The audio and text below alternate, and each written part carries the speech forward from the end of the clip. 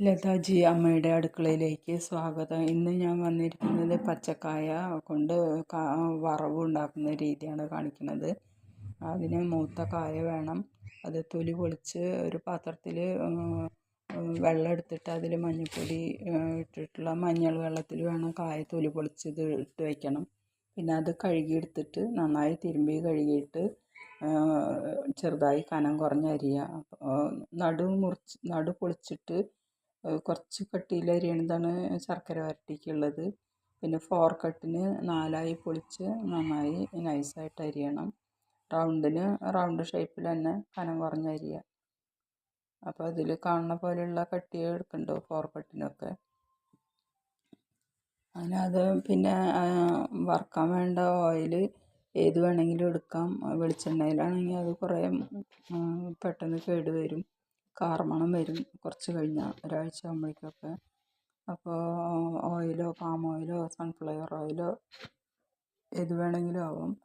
Palm oil വറുക്കുന്നതാണ് taste തോന്നിയിട്ടുള്ളത്. അത് കാരണം ഞാൻ പാം ഓയിലാണ് എടുത്തിട്ടുള്ളത്. അത് നല്ല ചൂട് കട്ടിയുള്ള ഒരു പാത്രം അടുപ്പത്ത് വെച്ചിട്ട് അതിലൊഴിച്ച് നന്നായി കാഞ്ഞ് വരണം. നല്ല കാഞ്ഞ അതിലേക്ക് ഒരെണ്ണം ഇട്ട് നോക്കിയിട്ട് അപ്പോൾ ടെസ്റ്റ് ചെയ്ത് നോക്കിയിട്ട് ഇടാൻ പാടുള്ളൂ. അത് ഒന്ന് ഇട്ട് കഴിഞ്ഞാൽ അപ്പോൾ തന്നെ പൊരിഞ്ഞ് മുകളിലേക്ക് പൊന്തി വരും അടിയിൽ നിന്ന്. അപ്പോൾ അതുപോലെ ആവുമ്പോൾ കണ്ടോ, അതുപോലെ ആവണം. അങ്ങനെ ആയാൽ മാത്രമേ ഇത് ഇടാൻ പാടുള്ളൂ, അല്ലെങ്കിൽ കായ ടേസ്റ്റ് ഉണ്ടാവില്ല വറുത്തത്.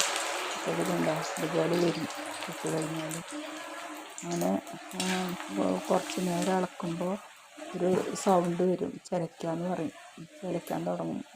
ഇങ്ങനെ ഇളക്കുമ്പോൾ കലകല ശബ്ദം വരും. അങ്ങനെ ആയി തുടങ്ങിയാൽ ഒരു ഗ്ലാസ്സിൽ ഉപ്പിട്ടിട്ട് ഒരു 2-3 ടീസ്പൂൺ ഉപ്പിടുക വെള്ളത്തിൽ.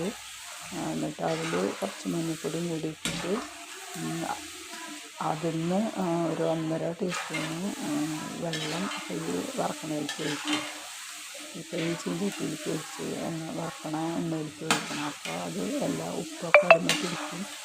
പാകത്തിന് നമുക്ക് അധികമാകാണ്ട് നോക്കണം, പാകത്തിന് പിടിക്കും.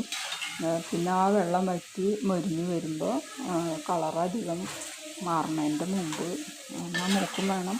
അത് നോക്കിയിട്ട് വേണം എടുക്കാൻ, സൂക്ഷിച്ച് എടുക്കണം. അത് അങ്ങനെ നോക്കിയിട്ട് അത് കോരി വയ്ക്കാം. അതുപോലെ റൗണ്ട് ഷേപ്പ് അങ്ങനെ വറുത്തെടുക്കാം.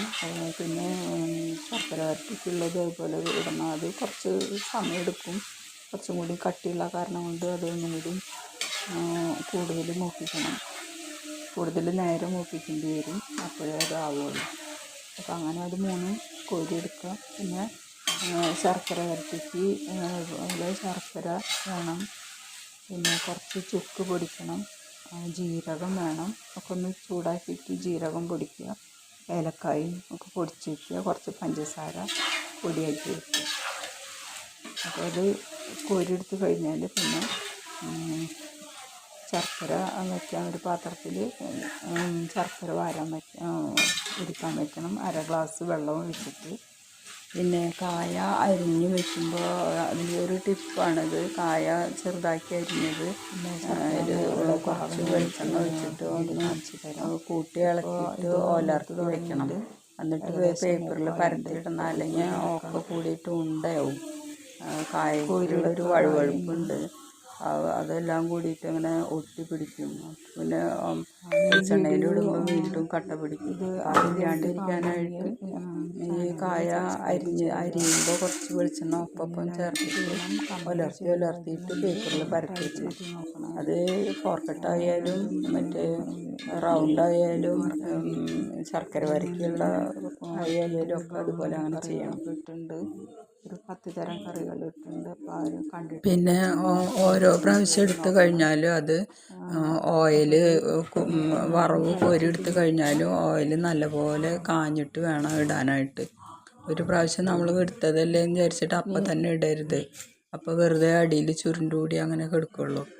നന്നായി വീണ്ടും തീ കത്തിച്ച് നന്നായി കാഞ്ഞു വരുമ്പോൾ മാത്രമാണ് പിന്നെയും വറക്കാനുള്ളത് അതിലിടാൻ പാടുള്ളൂ. ഒരു 4 ബെല്ലം ഇട്ടിട്ട് അതിൽ 1/2 ഗ്ലാസ് വെള്ളം ഒഴിച്ചിട്ട് വേണം അത് നന്നായി വെള്ളം വറ്റി പതഞ്ഞ് പൊന്തുമ്പോൾ വേണം ശർക്കര അതിലേക്കിടാനായിട്ട്. ശർക്കര അടുപ്പത്ത് വെച്ചിട്ട് 4 ഇട്ടിട്ട് അതിൽ ഒരു അര ഗ്ലാസ് വെള്ളം ഒഴിച്ച് നന്നായി ഇളക്കണം. എന്നിട്ടത് നന്നായി പതഞ്ഞ് അതിൽ വെള്ളമൊക്കെ വറ്റി പത മാത്രമായിട്ട് നിൽക്കും. പതഞ്ഞ് പൊന്തുമ്പോൾ ആണ് അത് ഇതിട്ടിട്ട് ഇളക്കണം. കായ വറുത്തത് ശർക്കര വരട്ടിക്ക് വേണ്ടി മാറ്റി വെച്ചിട്ടുള്ള വറവ് എടുത്തിട്ട് അതിലിടണം.